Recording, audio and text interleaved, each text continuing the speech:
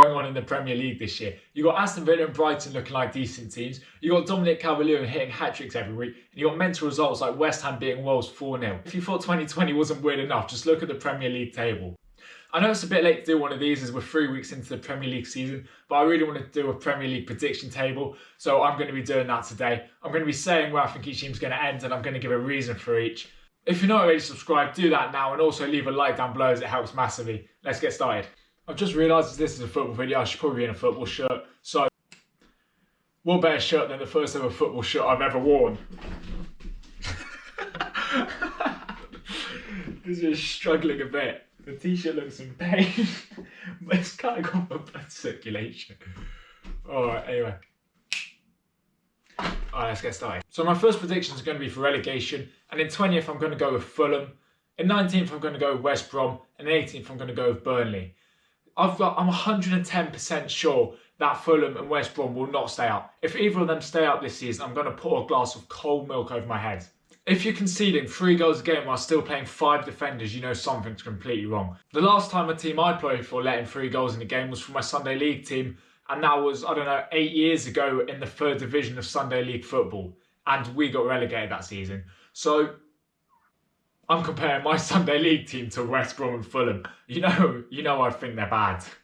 And also, when your go-to method of defending is punching someone in the head, Kieran Gibbs,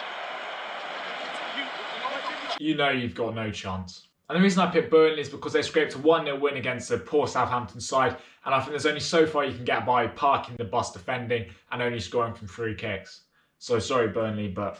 So narrowly avoiding relegation in 17th place is going to be Sheffield United. They've lost all their games 1-0 or 2-0 and their attack is not looking great. But I feel like they've had a tough run of fixtures and this is going to change as Chris Wilder's going to make some changes and it's going to be a lot better. But it's not going to be a fairy tale season for Sheffield.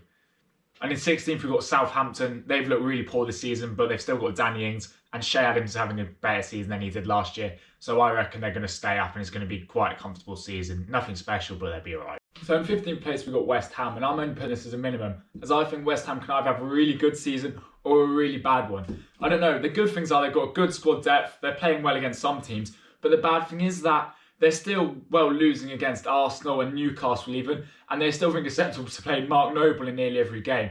And you know that when you're playing better without your manager, something's weird. But I'm going to put 15th as a minimum. I think you could have quite a good season.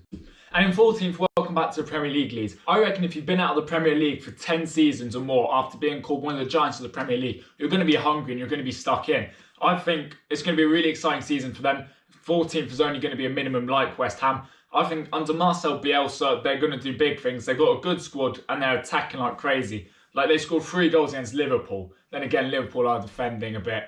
I think their only problem is going to be their defence. You know when after 2 games you've scored 7 goals and your defence is 0 and your goal difference is still 0, then I think your defence is going to be a problem. It needs to be sorted out. But I have faith in Marcel Bielsa and I know this is going to be a great season for Leeds. And in 13th, we've got Newcastle. I feel really bad for Newcastle fans and I can see why they want to punch horses. Did you know that the man said he was wearing a balaclava as cold air was getting through a gap in his teeth? I mean, just keep your mouth closed, mate. They've had 2 failed takeovers now under Mike Ashley, and Newcastle fans must actually want to see a change. But I think their team's heading in a good direction. They've signed Ryan Fraser, Callum Wilson, they've signed exciting players from relegated teams, and I think they're going to keep getting better and better. So I'm going to put them in 13th. And in 12th is Brighton Hove Albion. I've just realised that Solly March, someone who I put into my fantasy football team, has just scored a goal. Never mind, actually, I was just looking at old fixtures and he scored. So I was just dancing around my room for like 5 minutes. And I realised it was an old game. Kind of started off the season brilliantly, and I think Trossard, Maupay are going to have great seasons. Everyone hates Maupay, but he's one hell of a striker. Sorry, Arsenal Man U fans. They've played well against Manchester United. Why can't I speak? They've played well against Manchester United and Everton, and I think they're only going to get better from here. But I don't think it's going to be anything special, as they could have beaten Man United and they probably didn't. So, I don't know, I just think they need a little bit extra to get back up the table, but I think 12th is a fair shout. And in 11th place, we've got Aston Villa, mainly because of one reason, Jack Grealish. He managed to carry him last season to avoid relegation, and now he's getting even better every year, so he's probably going to carry him to a top 10 finish. You know you're a good player when other teams' fans are trying to punch you. I just realised I've got a theme of violence going on. Along with Jack Grealish, I've got a fully fit John McGinn for the whole season, hopefully. And they've also signed a hungry Ryan Brewster who's hungry to get his career kick-started. And they've also signed Bertrand Traore. Plus, they're supported by the royal family, so if they get relegated, they'll probably never see their family again. So I think it's going to be a comfortable top 10, 11th place finish for them. So in 10th place, we've got Crystal Palace. And I don't really have anything to say about them apart from they seem to consistently finish 10th place every year. They're just a solid mid-table team. They beat the teams lower down in the table and they lose against ones higher up. But you never know. Big Roy might have something up his sleeve and this year might be something different, right? To be honest, I don't really have any other reason apart from they finish mid-table consistently every year. So I'm just going to move right on. And in 9th place, we got Portugal. I mean Wolves. Well, that was fucking funny. Do Wolves think the Premier League season starts in October, as they always seem to lose their first 4 games before going on an unbeaten streak for like the next 10, and they always end up consistently finishing 7th. Their squad seems to be in the same place as last year, and they don't really seem to be making much improvements. This is their first season in the Premier League, so you kind of expect them to want to climb back up the table, but I just don't think it's going to happen this year. So key players such as Diego Jota and Matt Doherty, and they haven't really brought in great replacements. Plus, any side that loses 4-0 to David Moyes, you know they're not going to be in the Europa League. Imagine being the most English person in the world and then you're just there surrounded by Portuguese. However, I'm excited to see what Adama Traore and Nelson Semedo can do on that right side. Imagine the pace. James Milner, you've got no pace and you come up against those 2 people while playing left back. They're just going to be running rings around you. So it'll be exciting to see what they can do this season, especially with Jimenez up top. New Espirito Santo is keen to improve on last year's finish and he's going to be doing whatever he can to get him back up the table. Realistically, I don't see it happening. So it's going to be a 9th place finish for me. And in 8th place, we got Tottenham. Yes, Tottenham fans, I did see you beat Manchester United 6-1. And if I planned this video any later, I would definitely have put you above them. So I'm sorry about that. Tottenham have had a really great start to this season. They're beating teams 5-2, 6-1, and they're just beating everyone they can see. Jose Mourinho has pulled up the handbrake and has gotten rid of the bus and he's going attacking football. I don't know what's happening at the moment. They're so exciting to watch. Harry Kane, Son, and even a fit Bale, if he regains his confidence, are going to be scary for the rest of the league. I feel like this could be a really exciting season for Tottenham, and I definitely would have put them higher than 8 if I could do this video again. However, I do think that their fixture's going to catch up with them. They seem to have had about 20 games in the last 2-3 weeks with the Europa League and all the league games. I think they're one centre-back away from pushing in the Europa League and Champions League. And if Dele Alli grows up, they could be a really good team this season. All I can say is this season is definitely not going to be shit for Tottenham fans, as Eric Dyer seems to be doing most of that. But I'm going to put you 8th just because I've been an idiot and I've taken about 2 weeks to film this video. I feel like this season Tottenham might win their first trophy, but it's not going to be the Premier League. It might be the League Cup or possibly even the FA Cup. Or he's at the wheel, but he's driving a car with no wheels or steering wheels and he has not got his driving licence yet and he has no clue what he's doing. I've been waiting for this one for ages. This is like all I want to do in this video. In 7th place is Manchester United, and I don't even know where to start with them, and I don't even know why I've put them in 7th. I could have put them like... I feel like this is the season when Ole's going to get sacked. He just looks like he has no clue what he's doing half the time. He just... Like when they were playing Tottenham, after the 2-1, all the players' heads went down, and all you could see was Ole on the sideline looking like a schoolchild trying not to cry in the corner.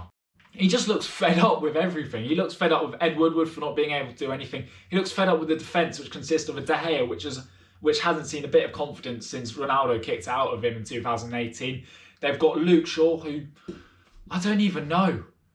I haven't seen the guy run. How can you defend that bad? He had an injury, but that was 4 years ago. Surely he has time to regain his form. The only time I've seen him run is to the snack shop after the game.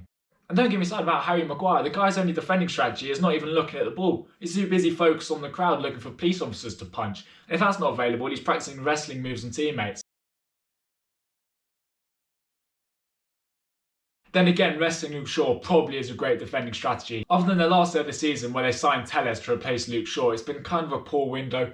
Cavani's a good signing, but signing Donny van der Beek in an already packed midfield, I just don't see where he's going to fit in. I love Donny van der Beek, I'm an Ajax fan, but I just don't see how he's going to slot into that midfield.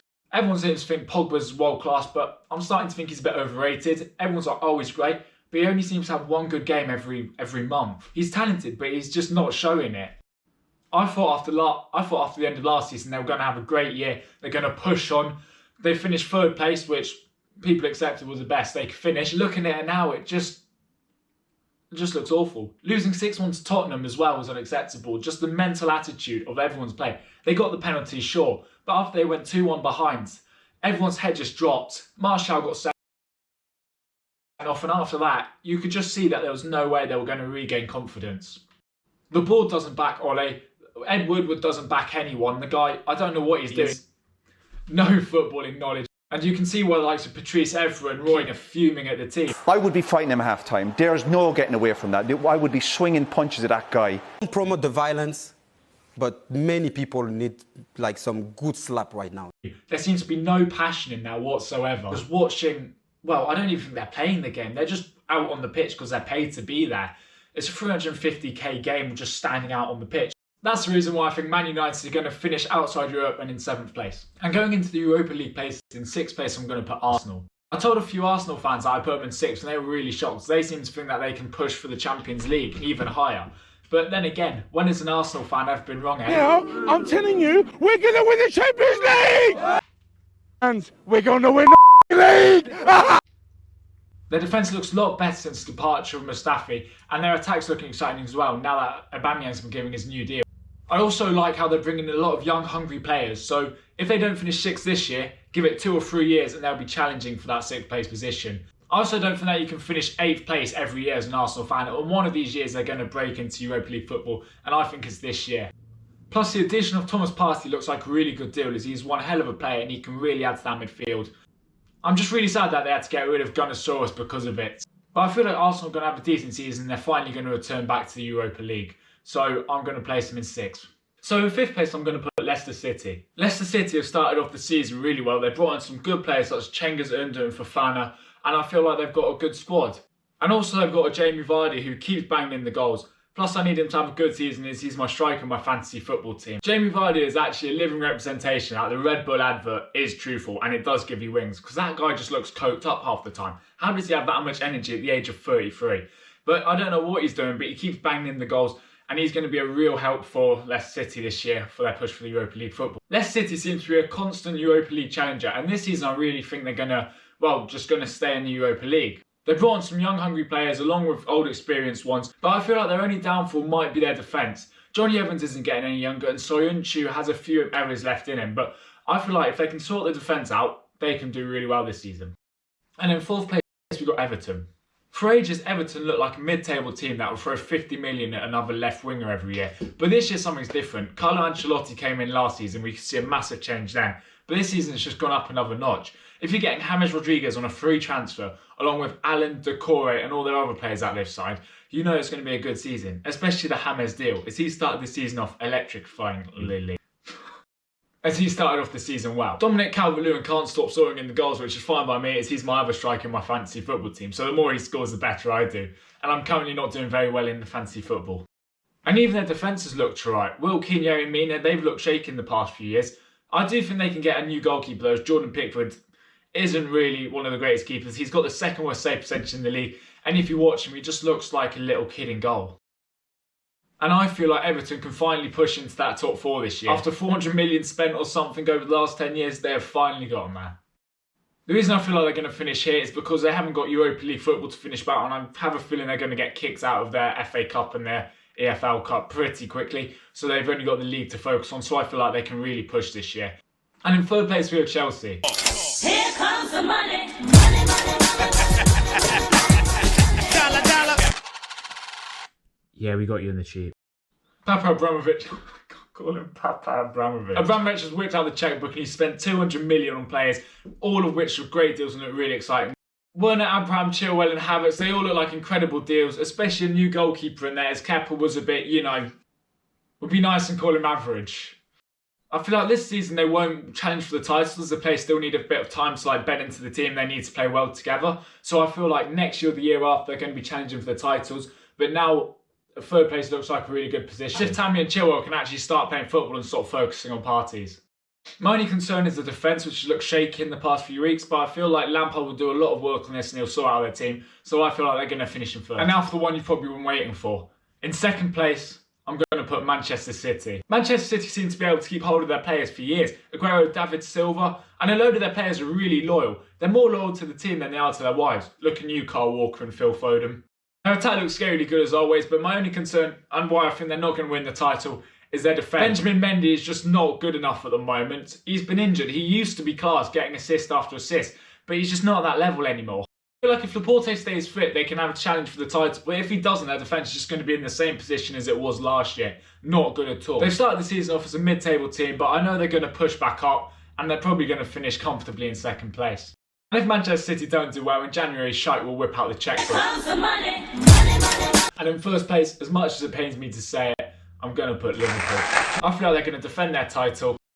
The difference between them and Manchester City is, although they both have shockingly bad defences, I'm going to talk more about that in a minute, Liverpool seem to be winning games. Sadio and Mane are doing well.